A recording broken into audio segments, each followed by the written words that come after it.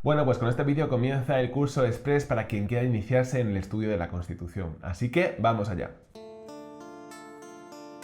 Tradicionalmente suele dividirse la Constitución en dos partes, una primera que es la parte dogmática con grandes principios, definiciones y derechos, y una segunda que es la parte orgánica, donde se habla de los poderes del Estado y de la relación que existe entre ellos.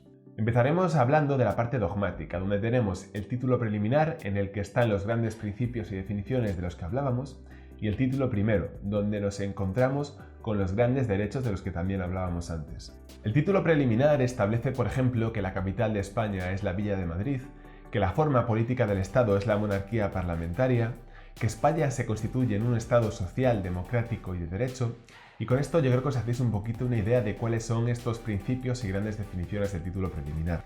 En el título primero tenemos derechos como el derecho de reunión, el derecho de huelga, el derecho de manifestación, etc. También os hacéis una idea, ¿no?, de los derechos que aparecen aquí. Pero entre los derechos del título primero podríamos decir que existe una cierta jerarquía entre algunos que están más garantizados que otros. Generalmente se suelen distinguir tres niveles en función de lo que está garantizado cada derecho. Tenemos un nivel mínimo de garantías con derechos como el derecho a las pensiones o el derecho a la sanidad, un nivel intermedio en el que están derechos como el derecho al trabajo o el derecho a la propiedad privada y a la herencia, y un nivel máximo con derechos como el derecho a la educación, el derecho de manifestación y el derecho de reunión. La pregunta que toca hacerse ahora es, ¿qué garantías protegen entonces a estos derechos para que hagamos esta jerarquía? Bueno, pues en el nivel máximo de protección, una garantía es que los derechos que aparecen aquí se deben de regular por ley orgánica. Estas son un tipo de leyes que necesitan para aprobarse, modificarse y derogarse de una mayoría más amplia de la que necesitan las leyes ordinarias. Tenemos, por ejemplo, la Ley Orgánica de Educación o la Ley Orgánica de Libertad Sindical. Otra de las garantías de los derechos que están en este máximo nivel es que si alguno de ellos es vulnerado, entonces podemos acudir a la justicia mediante un procedimiento especial y en última instancia podemos acudir al Tribunal Constitucional y presentar recurso de amparo. En el nivel intermedio, las garantías de las que gozan estos derechos son que se deben de regular por ley ordinaria y que podemos acudir a la justicia alegando el precepto constitucional. A diferencia del nivel mínimo de garantía en el que también los derechos tienen que regularse por ley ordinaria, pero no podemos acudir a la justicia alegando el precepto constitucional.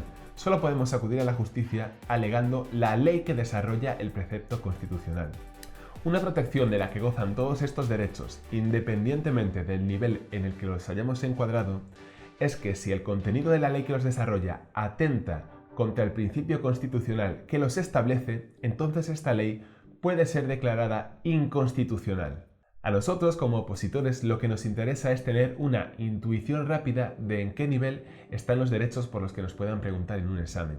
Y para ello yo os propongo el siguiente truco, que es más dinero, menos garantía. Por ejemplo, el derecho a las pensiones, el derecho a la sanidad, el derecho a la vivienda, son derechos que están en el nivel mínimo de protección y que mueven ingentes cantidades de dinero público.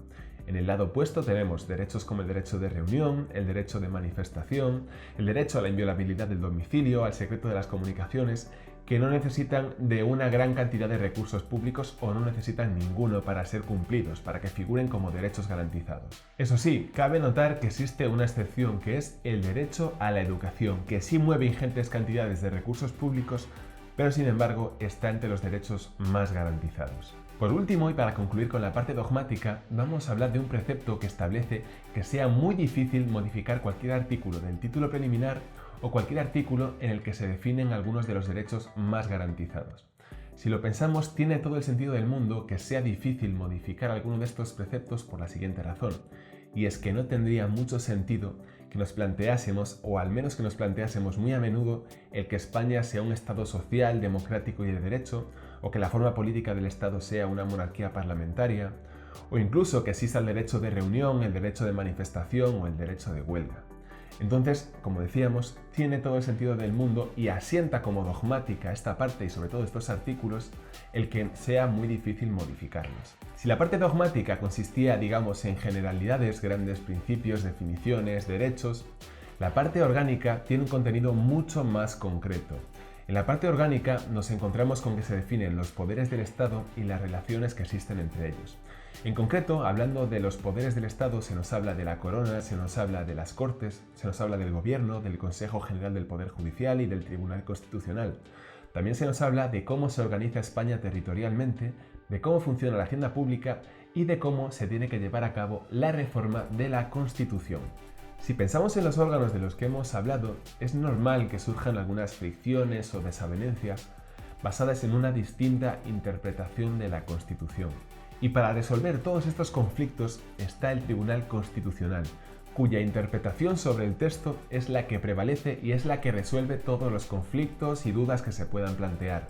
Pero pensando un poco en el Tribunal Constitucional, es interesante ver el papel que ha tenido sobre todo a lo largo del desarrollo del proceso autonómico, interpretando la constitucionalidad de los estatutos que se iban aprobando, así como sus sucesivas modificaciones. Pero una vez consolidado el Estado autonómico, la importancia del Tribunal Constitucional ha pasado a ser la de dictaminar si las normas que iban aprobando el Estado y las autonomías respetaban el mutuo orden de competencias establecido. ¿Queréis un ejemplo? Pues os doy un ejemplo. Tenéis la Ley 39 de 2015 que os vais a tener que estudiar a fondo si queréis aprobar una oposición, en la que si consultáis la redacción original del texto os vais a encontrar con artículos que hoy por hoy no están vigentes porque el Tribunal Constitucional los declaró inconstitucionales por no respetar el vigente orden de competencias establecido. Así que para concluir con esta introducción, os propongo la tarea de visitar esta ley y ver la redacción original y después consultar el texto que está vigente en la actualidad y comparar cuáles son los artículos que han sido anulados y por qué han sido anulados. Es interesante también que consultéis las sentencias del Tribunal Constitucional porque ratifican un poco esto que yo os acabo de comentar, ¿no? De que el Tribunal Constitucional decide si las normas respetan el mutuo orden de competencias.